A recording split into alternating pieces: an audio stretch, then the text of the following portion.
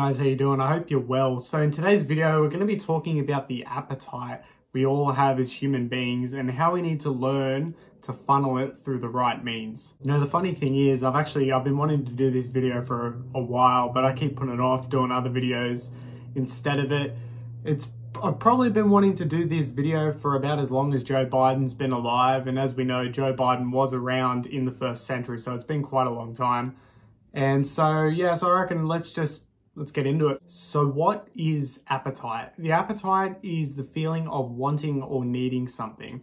This is what encapsulates what we call our lower will. We have our lower will, which is our appetite, but then we have our higher will, which is fueled by our intellect. Intellect is the power of knowing, and then we use our faculties of reason to make the choices we make.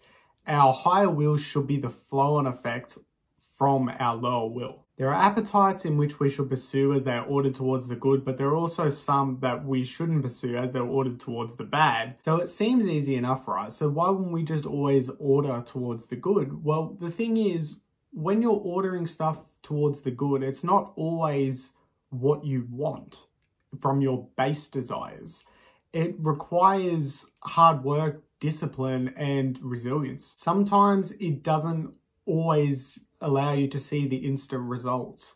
It doesn't always give you the feelings that you're craving in the moment. So that's where our appetite comes in, our raw appetite, like a serpent in the garden, and gives us the option to pursue what we desire at that time. Thing is about our raw appetite though, is it isn't able to recognize if what we desire is good and if what we are pursuing is going to affect other people in our lives in a negative way. Also, how can we forget about the ramifications it could have for yourself? Because all it is concerned with is fulfilling that urge. Some of our disordered desires are always going to come out somehow. So that's why we just need to learn to be able to suppress it as best we can, learn from our mistakes. I know I said mistakes. Seek repentance and just try and move on forward and just try to be better every single day. Fulfilling your disordered appetites, again, it can feel good in the moment, but if it isn't ordered towards truth, you're ultimately fulfilling your disordered appetites at the time, it can feel good, but if it isn't ordered towards truth, it's going to have a negative effect. Fulfilling your disordered desires, it can feel good at the time when you're doing it, but if it isn't ordered towards truth, it's going to inevitably. Fulfilling your disordered appetites, it may feel good at the time, but if it isn't ordered towards truth, it will inevitably have a bad effect on your life. That was the fourth take and I finally got it. Today's society, we see a lot of people struggling to find meaning, as a lot of people don't have a reason to get up every morning. And a lot of that is down to the failure of not being able to control your disordered appetites. But to be honest, it's kind of an inevitable consequence of a culture that tells you don't do that and just pursue whatever makes you happy at any given time. That is terrible advice for people, because when you're just giving into your appetite, it will inevitably leave you in misery and despair. It is very easy to get addicted to a lot of things nowadays.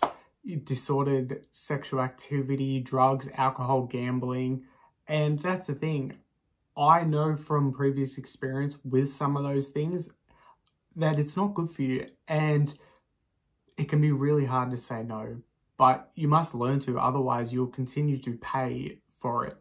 But not just you, again, it's also your loved ones as well. Ever since I started ordering my life towards what is good and true in a more sort of conscious way, I've noticed that my life has completely changed for the better, and I really encourage you all to do that as well. Don't just, okay, you feel like something, but before you do it, stop, think, and say to yourself, is this allowing me to flourish? Or am I just pursuing what I want? When you're a slave to your appetites, you also become a court jester for the king of lies. And why would you want to amuse and make happy a being that ultimately hates you? I think this quote is really good thing to remember. when you're stuck and you're thinking about just pursuing what you want, even though you know it's bad for you. I'm leaving that in. Always remember that hell is the place where all you have to do is amuse yourself. So look to things like goodness, truth, and beauty before making your decisions, because ultimately when you do this and you run them through these channels, you have the best chance of having a fulfilling life. As Aristotle said, happiness comes from excellent rational activity in accordance with virtue. So take care of your loved ones. Sorry, I just need to stretch. So take care. I keep having serious conversations here, and then I just end up doing stupid to completely ruin the flow. Everyone who knows me knows I'm exactly like that. So take care of your loved ones. Be generous, be kind.